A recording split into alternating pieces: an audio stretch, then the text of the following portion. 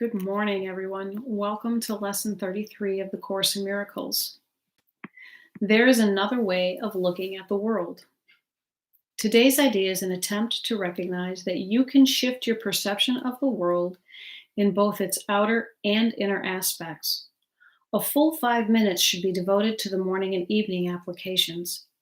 In these practice periods, the idea should be repeated as often as you find comfortable, though unhurried applications are essential.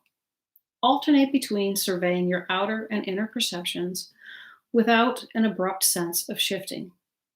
Merely glance casually around the world you perceive as outside yourself. Then close your eyes and survey your inner thoughts with equal casualness.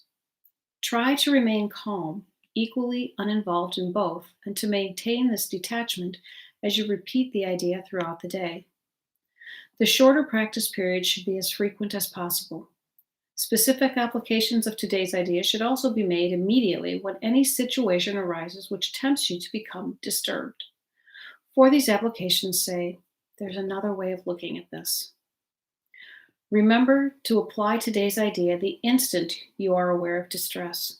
It may be necessary to take a minute or so to sit quietly and repeat the idea to yourself several times. Closing your eyes will probably help in this form of application.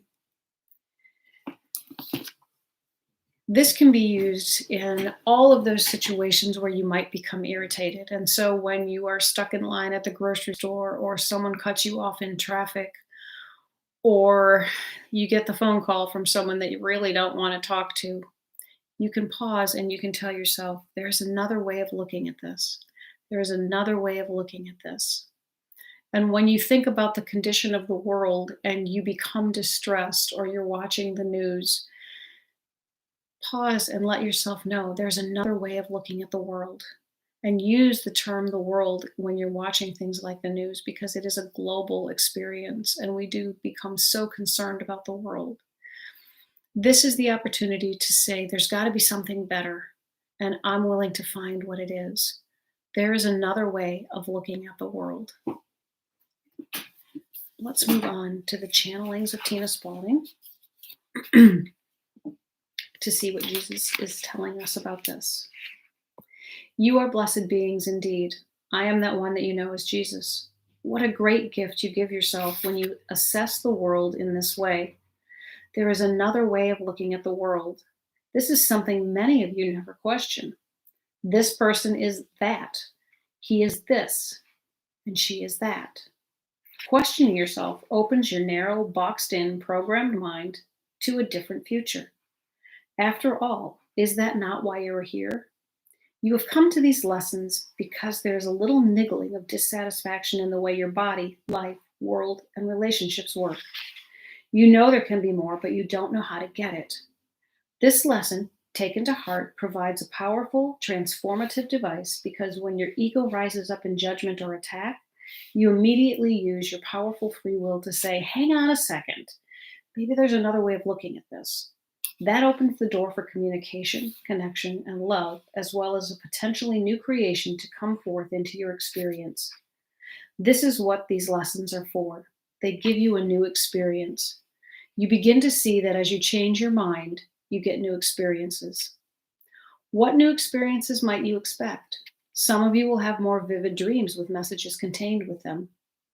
Some of you will have overwhelming urges to connect with people that you have not talked to for a long time, or that you feel a slight resentment towards.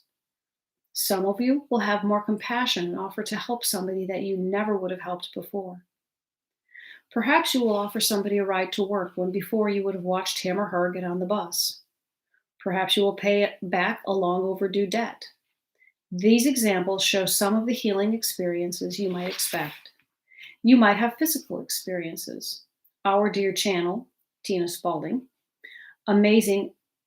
had some amazing out-of-body experiences in which she had direct conscious contact with guides and teachers in higher realms in the early days of her core studies. This got her attention.